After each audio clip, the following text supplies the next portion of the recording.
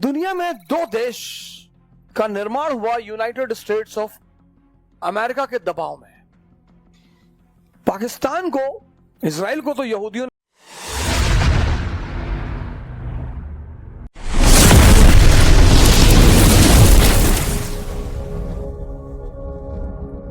ने बनाया ही, पाकिस्तान को भी यहूदियों ने ही बनाया।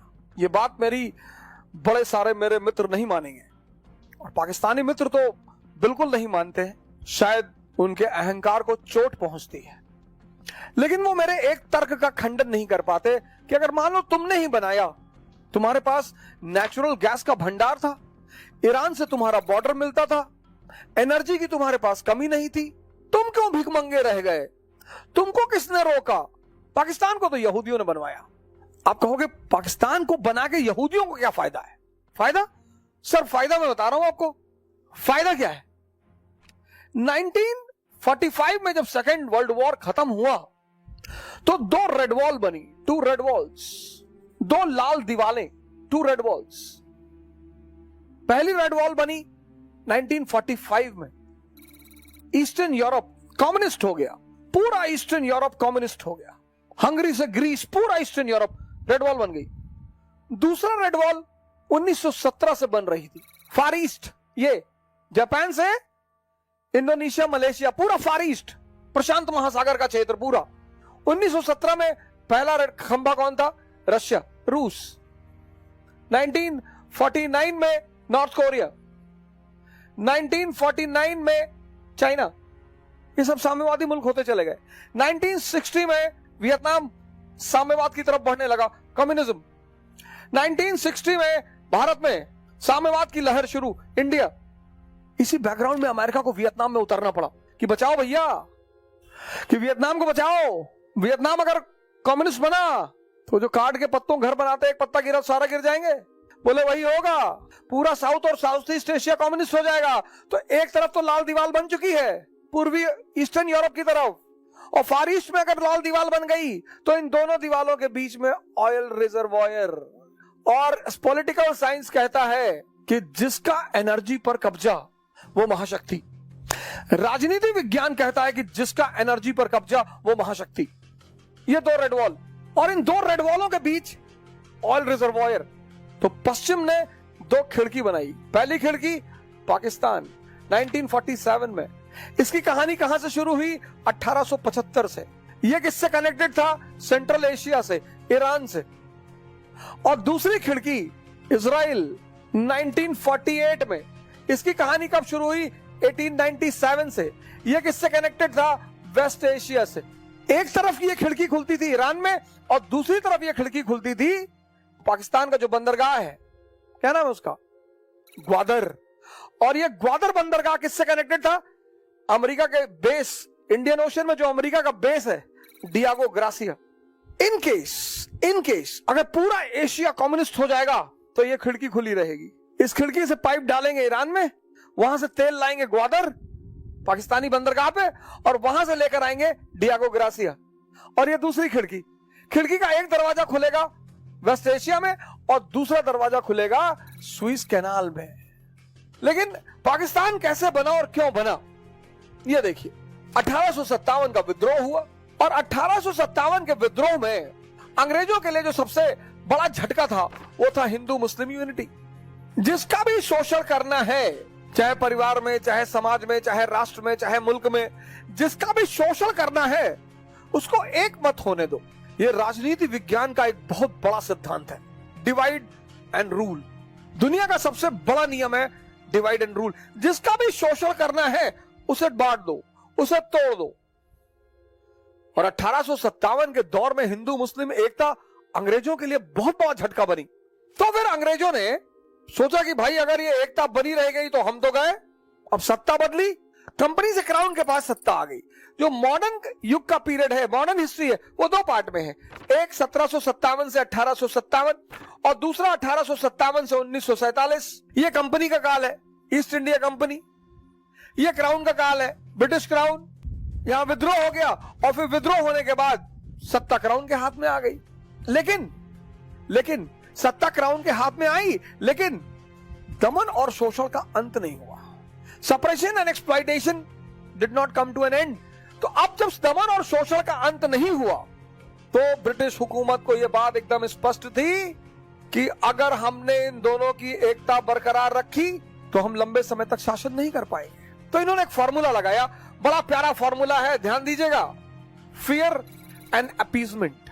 यह बड़ा प्यारा फॉर्मूला है और इस फॉर्मूले को 3 लोग इस्तेमाल करते हैं, एक नेता, दूसरा व्यापारी और तीसरा पुरोहित, प्रीस्ट।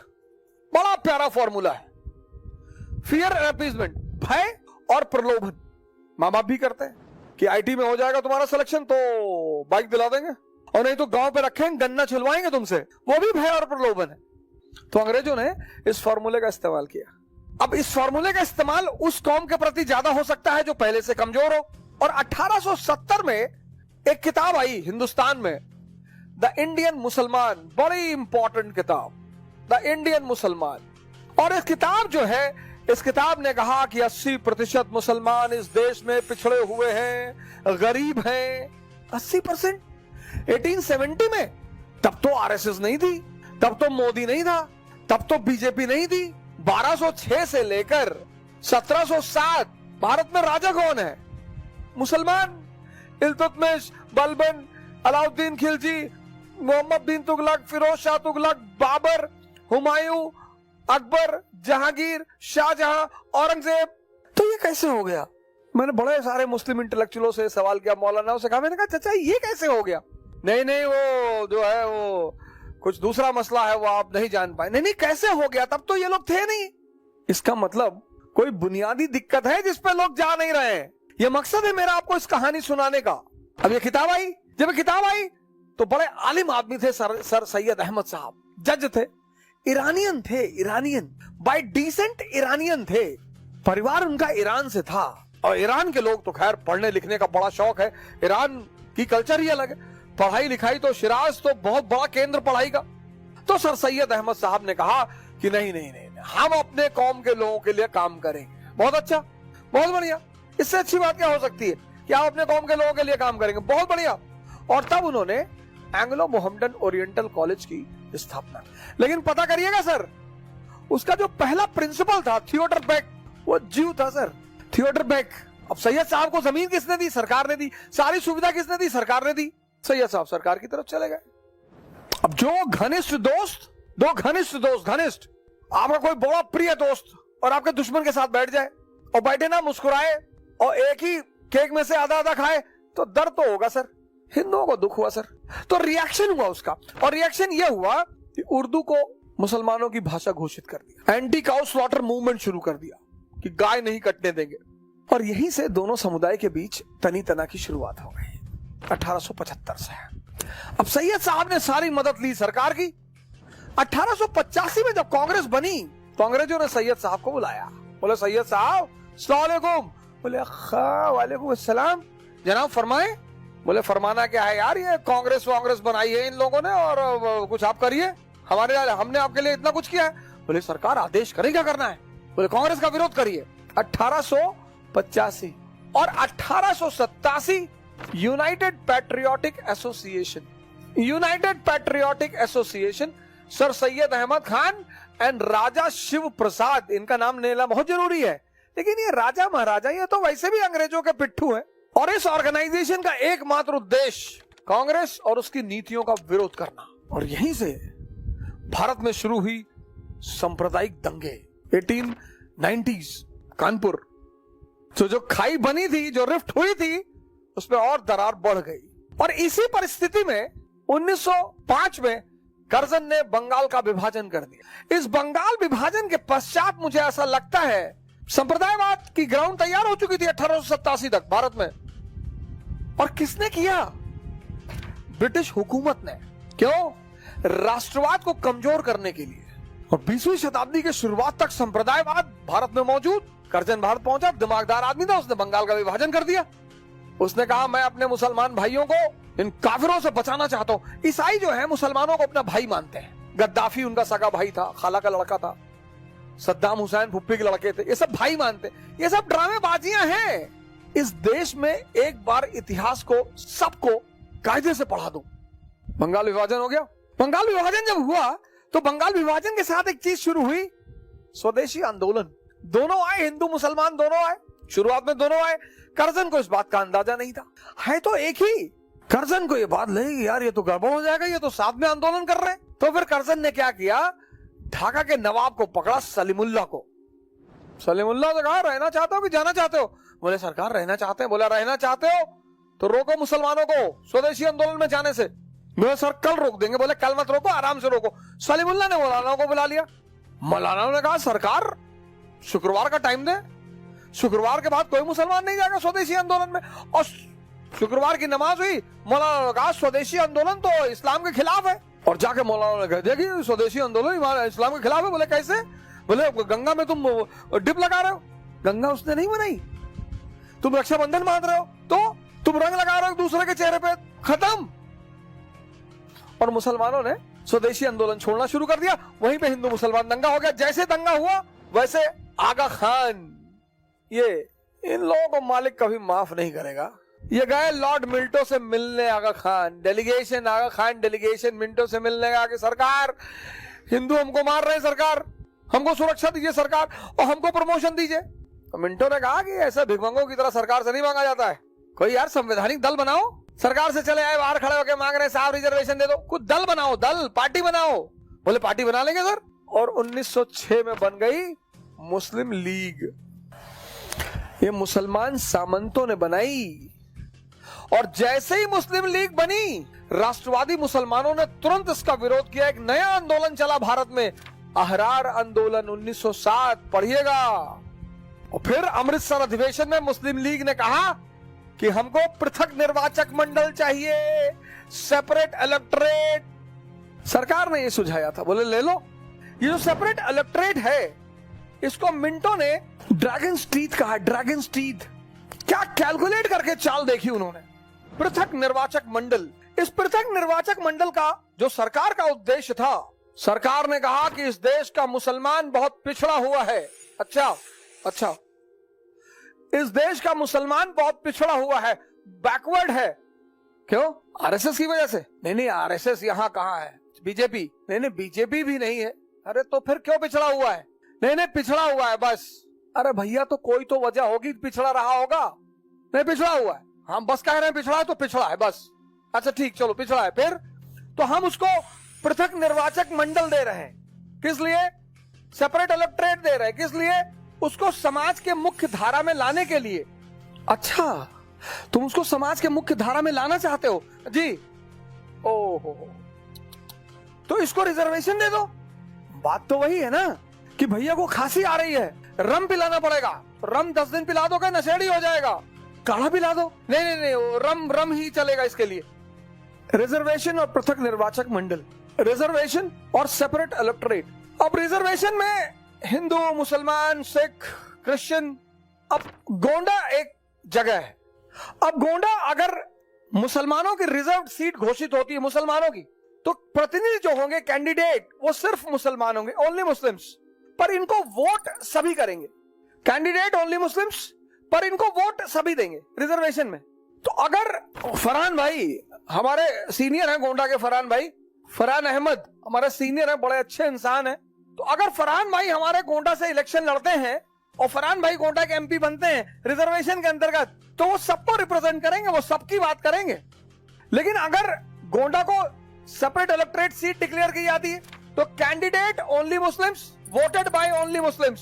अब यहां अगर फरहान भाई एमपी बनते हैं तो वो सिर्फ मुसलमानों की बात करेंगे, और वो जब सिर्फ मुसलमानों की बात करेंगे तो इससे अलगाववाद पैदा होगा, सेपरेटिज्म। यही वो चाहते थे।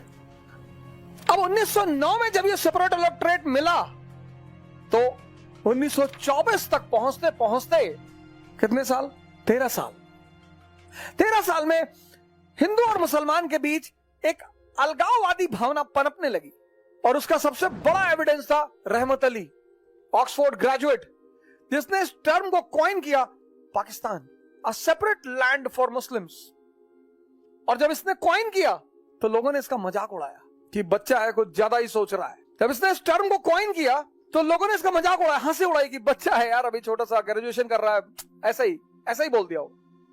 पर सही सोच रहा था। 1919 का एक्ट आया, इलेक्शंस हुए। Elections are the breeding ground of communalism and casteism.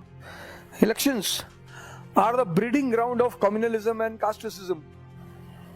Election का पीरियड 1922, उसी वक्त आप देखोगे शुद्धि आंदोलन, जमात सब एक्टिव हो गए, डिप्रेस्ड क्लास एसोसिएशन। और 1930 में जब इलाहाबाद सेशन हुआ मुस्लिम लीग का, तो यहीं पर अल्लामा इकबाल साहब ने कहा, autonomy for Muslim dominated provinces. हम हिंदुओं के साथ नहीं रह सकते। 500 साल रहे नहीं, 1206 से 1707 रहे ना, तब तो रहे। इकबाल साहब कुछ और ही कैलकुलेट कर रहे थे, कुछ और। खैर 1930 बात आई गई हो गई, सिविल डिसोबीडियंस मूवमेंट की शुरुआत हुई, राउंड टेबल कॉन्फ्रेंसेस हुई। 1939 में जब सेकेंड वर्ल्ड वॉर शुरू हुआ और जर्मनी ने पोलैंड पर हमला किया और ब्रिटेन ने जर्मनी के खिलाफ हमला किया, और ब्रिटेन ने कहा कि भारत हमारे साथ है और पोलैंड को आजाद कराने के लिए प्रतिज्ञाबद्ध है, बिना भारत के नेताओं से पूछ तो लो भैया। गांधी ने कहा मजाक कर रहे हो? बोले बिल्कुल मजाक नहीं कर रहे। बोले मजाक कर रहे हो? एक गुलाम देश दूसरे गुलाम की आजादी के लिए कैसे लड़ सकता है? और अगर तुम आजादी को इतना प्रेफरेंस देते हो तो हमें भी आजाद कर दो। तो इनको लगा कि अब राष्ट्रवाद की धारा फिर से मजबूत होगी, इसको काउंटर करो। तो 1940 में लाहौर सेशन हुआ मुस्लिम लीग का, और यहाँ पे मोहम्मद अली जिन्ना ने डिमांड की कि मुसलमानों के लिए हमें एक अलग राष्ट्र चाहिए, पाकिस्तान। तब पर भी लोगों ने इतना ज्यादा वो नहीं लिया, पर तब तक इजराइल की पृष्ठभूमि भी तैयार हो चुकी। अब सवाल ये था कि अगर इजराइल बनेगा 1940, गौर करना 1940 में यह भी क्लियर हो चुका था कि इजराइल बनेगा, क्योंकि अब यूनाइटेड स्टेट्स ऑफ अमेरिका को ईस्टर्न क्वेश्चन में आना ही था। 1941 Pearl Harbor, America second world war में एंटर कर चुका था। 1926 डाउस प्लान, अमेरिका पूरी पैसा बांटना शुरू कर चुका था, अमेरिका महाजन बन चुका था और उसे भी ईस्टर्न यूरोप में बैठना था। 1926 से अमेरिका बनने लगा महाजन, पैसा बांटने लगा। 1926 अगर आपसे कोई पूछे कि अमेरिका ने द्वितीय विश्व युद्ध में क्यों भागीदारी की, महाजन, उससे पहले वो प्रथम विश्व युद्ध में वो है, तटस्थ है। 1926 में डाउस प्लान, अमेरिका महाजन बनने लगा। डाउस प्लान के अंतर्गत किसको पैसा दिया? जर्मनी को। जितने भी देश परेशान थे प्रथम विश्व युद्ध के बाद, सबको पैसा बांटना शुरू किया। 1926 के बाद United States of America officially महाजन होना शुरू हो गया, पैसा बांटने लगा। 1945 में ट्रूमैन प्लान, ग्रीस को पैसा दिया, टर्की को पैसा दिया, और 1947 में अमेरिका ऑफिशियली पूरी दुनिया में है। किसको पैसा चाहिए? भैया दे दो पैसा। जब अमेरिका ने महाजनी शुरू की तो रूस ने भी शुरू की, मोलोटोवा प्लान। 1945 के बाद अमेरिका के पास इकोनॉमी है, एम्पायर नहीं है, और इकोनॉमी बिना एम्पायर के सर्वाइव ही नहीं कर सकती। E is equal to E, economy is equal to empire. Directly America दुनिया पे कब्जा नहीं कर सकता।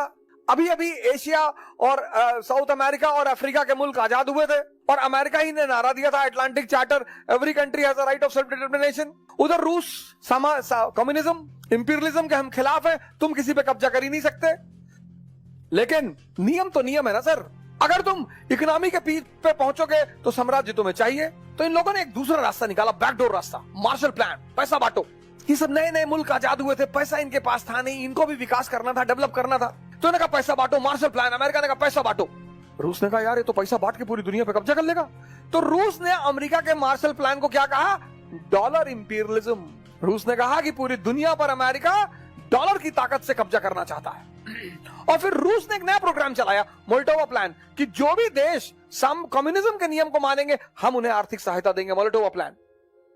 1926 डाउस प्लान, अमेरिका पूरी पैसा बांटना शुरू कर चुका था, अमेरिका महाजन बन चुका था, और उसे भी ईस्टर्न यूरोप में बैठना था। और ब्रिटेन के कंधे पर सर रखकर उसने अपने बैठने की जगह भी तैयार कर ली थी। पैलेस्टीन को उसने निशाना भी बना लिया था। उसे पता था कि अगर इजराइल बनेगा तो सारे मुस्लिम एक हो जाएंगे। ये बात उन्हें पता थी कि सारे एक हो जाएंगे, सारे, हमारे पास कोई ग्राउंड ही नहीं बचेगा। हालांकि वो अपना और भी गेम खेल रहे थे, अरब वर्ल्ड को डिवाइड कर चुके थे, मुस्लिम वर्ल्ड को पूरा डिवाइड कर चुके थे। इनके पास तेल था, इन्हें वो तेल निकाल लेना था, इनका भी निकाल लेना था, जमीन का भी निकाल लेना था, इनको पैसा देना था, पैसा वापस लेना था। सर अगर आप मिडिल ईस्ट की हिस्ट्री पढ़ो ना पिछले 70 साल की, आपको इतनी हंसी आएगी सर, आप हंसेंगे कि ये मिडिल ईस्ट। तो इन्हें लगा बॉस इंडिया में तो खेल चल ही रहा है, अगर हम मुसलमानों का एक देश बनवा दें तो हमारे पास एक सॉलिड ग्राउंड हो जाएगा इजराइल को बनाने का। ये पहला रीजन था। दूसरा रीजन, यूएसएसआर पावरफुल बनकर उभर रहा था। इनको वेस्ट एशिया में तो अड्डा चाहिए था, सेंट्रल एशिया में भी अड्डा चाहिए था, इनको अड्डे तो चाहिए ही चाहिए थे। इन लगा यार अगर पाकिस्तान बन जाए तो हमारा बहुत बड़ा अड्डा हो जाएगा कम्युनिज्म के खिलाफ सेंट्रल एशिया में। प्रिकॉशन, क्या पता कल ईरान से बाहर निकलना पड़े, और निकलना पड़ा 1979 ईरानियन रेवोल्यूशन। हालांकि ब्रिटेन वहां बैठा हुआ था 1940 में, 55 बगदाद पैक्ट में अमेरिका भी पहुंच गया। लेकिन जो मैच्योर लोग होते हैं ना सर, वो प्रिकॉशन लेके चलते हैं। जैसे चेस के गेम में हम एक प्यादे को आगे बढ़ाते हैं, दूसरे को बैक करते हैं। तो ये वेस्ट के जो कैपिटलिस्ट हैं और स्पेशली ज्यूज हैं, कई सारा मुद्दा पाकिस्तान फुलफिल कर रहा था। पहला मुद्दा कि अगर मुसलमानों का देश बन गया तो हमारे पास एक सॉलिड ग्राउंड हो जाएगा यहूदियों का देश बनाने के लिए, और वहां मुसलमान हमें काउंटर नहीं कर पाएगा, क्योंकि जैसे मुसलमानों का देश बनेगा ये सारी मुस्लिम कंट्री सैंक्टिफाई कर देंगी, very good very good, well done well done. और एक बार वेल डन बोल दोगे तो फिर विरोध कैसे करोगे। दूसरा मुद्दा यह था कि एक हमारा अड्डा हो जाएगा सेंट्रल एशिया में यूएसएसआर के खिलाफ, और हुआ ही। यूएसएसआर ने अफगानिस्तान पे कब्जा किया। किसने हटाया अफगानिस्तान से यूएसएसआर को? पाकिस्तान ने। तालिबान बनाई। पाकिस्तान का जीवन बीता किसमें? अपने आका की सेवा में। चौथा बात यह था, इन केस पूरी एशिया अगर कम्युनिस्ट हो जाए, इन केस, रेड वॉल वाला कॉन्सेप्ट मैंने आपको बताया। यह तीसरा रीजन था कि इन केस अगर पूरा एशिया कम्युनिस्ट हो गया तो सेंट्रल एशिया में हमारा एक कैपिटलिस्ट अड्डा बचा रहेगा। और चौथा रीजन, बड़ा जबरदस्त रीजन सर, आपने शायद गौर ही नहीं किया होगा, कि भारत को आजाद कर देंगे। भारत के पास रिसोर्सेस है, कॉटन है, कोल है, आयरन है, ह्यूमन रिसोर्स है, काबिल नेता है। तो जो हाल यूएस का हुआ 1787 में, हमने यूएस को आजाद कर दिया और फिर यूएस सुपर पावर बन गया। और आज हम अगर भारत को आजाद कर देंगे बिना किसी टेंशन के, तो ये तो दूसरा यूनाइटेड स्टेट्स ऑफ अमेरिका बन जाएगा। क्या कमी है इसके पास? और पाकिस्तान अगर भारत में रहेगा तो भारत की सीमा ईरान से मिलेगी, एनर्जी भी मिलती रहेगी, ऑयल भी मिलता रहेगा, नेचुरल गैस भी मिलता रहेगा। ये अमेरिका की कहानी दोहराना नहीं चाहते थे, क्योंकि इनको पता था कि भारत के पास सारी क्षमता है। एक गलती ये कर चुके थे पीछे, तो कहीं भारत दूसरा यूनाइटेड स्टेट्स ऑफ अमेरिका ना बन जाए। पता लगा अभी हम 2 नंबरदार लड़ रहे हैं, एक तीसरा नंबरदार खड़ा हो जाएगा, फिर क्या करेंगे? बोले बॉस एक काम करो, उलझा दो। और पांचवी बात कि जब 2 पड़ोसी हो जाएंगे और 2 पड़ोसियों के बीच में सबसे कीमती चीज कश्मीर, लेकिन वेस्ट सोच रहा था कि कश्मीर के मुद्दों को भी सॉल्व ही मत होने दो, मुद्दा फंसा दो और दोनों को हथियार बेचो। तो एक की लुंगी फटी रहेगी, दूसरे की धोती, एक F-18 खरीदेगा, दूसरा रफेल, और ड्रेन ऑफ वेल्थ चलती रहेगी। तो कहने के लिए तो ये आजाद रहेंगे, लेकिन हम इनका इकोनॉमिक शोषण करते रहेंगे। ये मैं आपको कंपेयर कराना चाहता था। वर्ल्ड वॉर खत्म हुआ, 1945 का इलेक्शन हुआ, पाकिस्तान बनने की संभावनाएं खत्म हुई, खत्म नहीं हुई। कैबिनेट मिशन प्लान आया, संविधान सभा का इलेक्शन हुआ, कांग्रेस फिर मेजोरिटी में आ गई। प्रताप जिन्ना साहब ने कहा 16 अगस्त 1946 डायरेक्ट एक्शन डे, लड़कर लेंगे पाकिस्तान। किसके बल पे? बोले अंकल के बल पे। अंकल तो वही है हमारे साथ। और फिर 1947 में पाकिस्तान बना लिया और 1948 में इजराइल बन गया। ये अमेरिका का अड्डा है वेस्ट एशिया में, ये अमेरिका का अड्डा है सेंट्रल एशिया में।